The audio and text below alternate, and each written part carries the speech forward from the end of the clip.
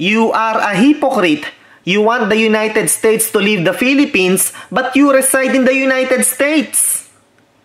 My reply, may I just remind you that the bloodline of the Philippines economy is money remittance.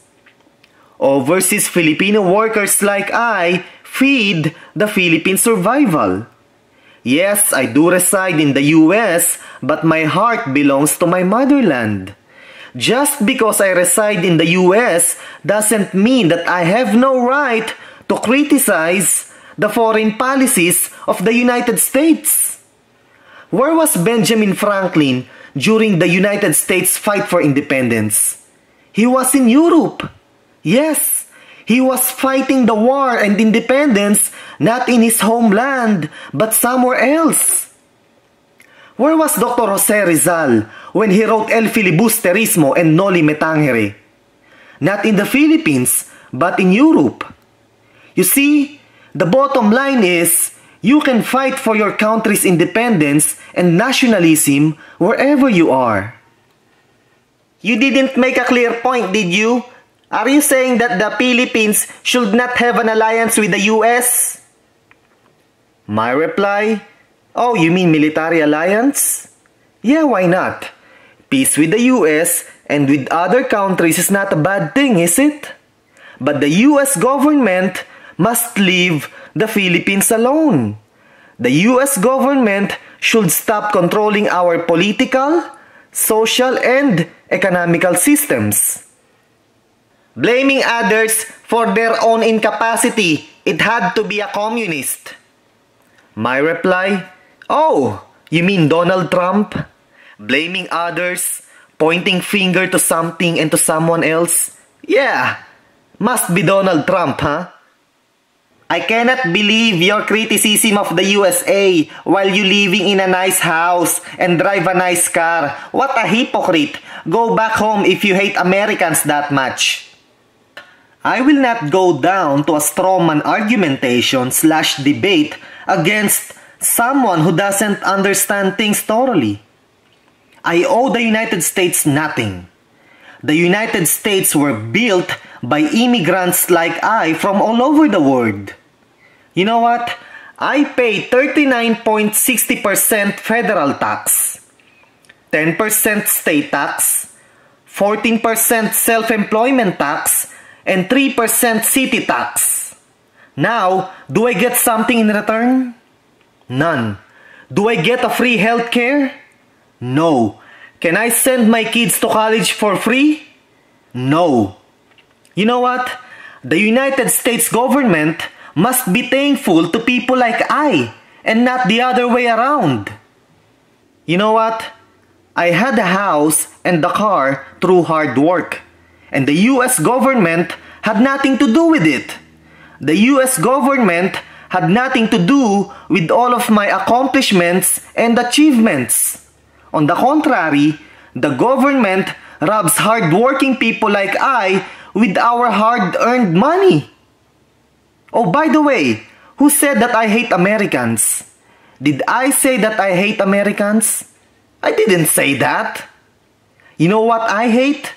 I hate the inequality here in the US, brought by the corrupt politicians and big business people through political lobbying. That's what I hate. Who are you going to turn to when the Chinese come marching into your country? My reply, it's a different matter and issue. I have no comment on that. The subject on this video is about how the US control the Philippines' political, social, and economical foundation. Your country is controlled by the Filipinos who take 1,000 pesos offered to them to vote the corrupt politicians who then get elected. These are not Americans or any other race. They are Filipinos. The Philippines is a basket case because that is the way the wealthy and the Catholic Church want it. My reply, oh yes indeed. The Philippines is a very corrupt and rotten state. But may I just remind you that the number one corrupt country in this world is the United States of America. As a matter of fact, they were the ones who taught us how to become corrupt. The Filipinos greatly learned from the Spaniards and the Americans. Before the Spaniards came, we were pure, in and out.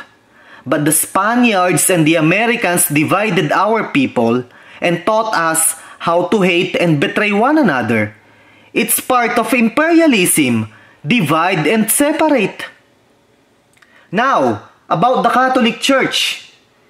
Christianity was brought to us by the Spaniards. They brought religion to control and manipulate the masses/population. You have been independent for a century. Why have you not made a successful country yet? My reply, the Philippines were never free.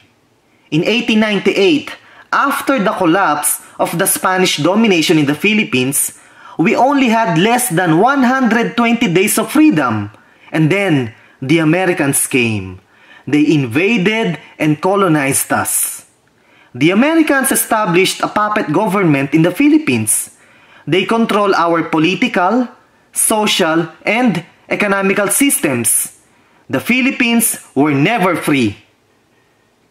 You can Google it, but in 2012, the USA gave the Philippines over $179 million in aid, and yet there are still many poor people in the Philippines. It makes you wonder, where did the money go?